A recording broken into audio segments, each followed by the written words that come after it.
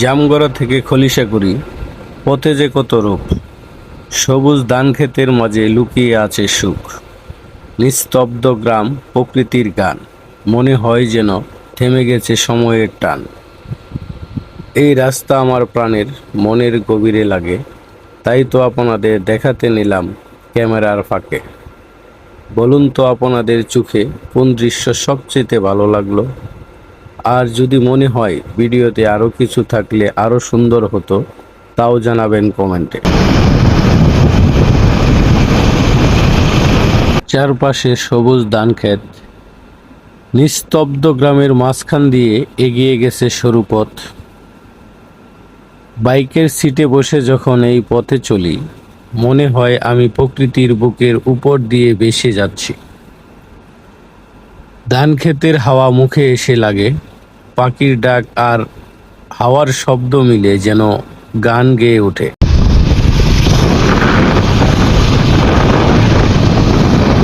শহরের কোলাহল বলে এই পথ আমাকে নতুন করে শান্তি খুঁজে নিতে শেখায়। এমন দৃশ্য সত্যিই হৃদয় ছুঁয়ে যায়। দর্শক বন্ধুরা, বলুন তো এই রাস্তাটার কোন অংশ আপনাদের কাছে সবচেয়ে সুন্দর লাগে? ধানক্ষেতের ঢেউ, গ্রামের শান্ত পরিবেশ, নাকি বাইকের চলার অনুভূতি? আপনাদের মতামত আমার জন্য অনেক মূল্যবান। আর যদি মনে হয় ভিডিওতে আরও কিছু থাকলে ভালো লাগতো, সেটিও কমেন্টে অবশ্যই জানাবেন, কারণ আপনাদের প্রতিটি মতামতই আমাকে আরও ভালো কিছু করার উৎসাহ দেয়। তাহলে বলুন তো পরের বার আপনারা কোন জায়গা দেখতে চান? আপনাদের ইচ্ছার জায়গাতেই আমার বাইকের চাকা ঘুরবে।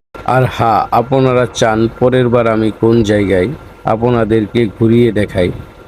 আপনাদের মতামতই হবে আমার পরবর্তী সফরের নির্দেশনা। এখন এসে পড়লাম খলিশাকুড়ি বাজারে। রাস্তার দুই পাশে সারি সারি দোকান, আর সামনে কাঁচা বাজারে কৃষকেরা বসে আছে তাজা শাকসবজি, ফলমূল আর নিত্য প্রয়োজনীয় জিনিস নিয়ে। গ্রামীণ জীবনের এই দৃশ্যটা সত্যিই অনেক সুন্দর। প্রকৃতির মাঝে মানুষের হাসি খুশি আর পরিশ্রম সব মিলে এই বাজার যেন গ্রামের হৃদস্পন্দন। আপনাদের কেমন লাগলো এই যাত্রা কমেন্টে জানাতে ভুলবেন না।